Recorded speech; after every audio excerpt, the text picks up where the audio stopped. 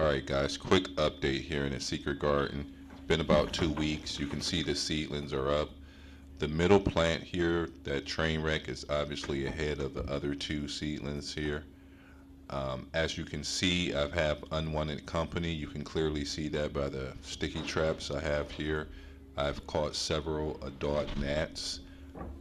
There's no water in my humidifier. I don't have it on, only because I'm trying to dry out the environment and deter the gnats a little bit. 78 degrees holding, only 55% humidity. That's natural humidity. Usually I would have that a little higher, but again, I'm trying to deter the gnats and dry out the environment a little bit. The dirt soil around the edge is dry on purpose because gnats don't like the dry soil.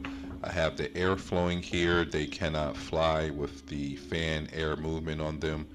I have some nematodes on the way, beneficial insects that will go under the soil and eat the larvae.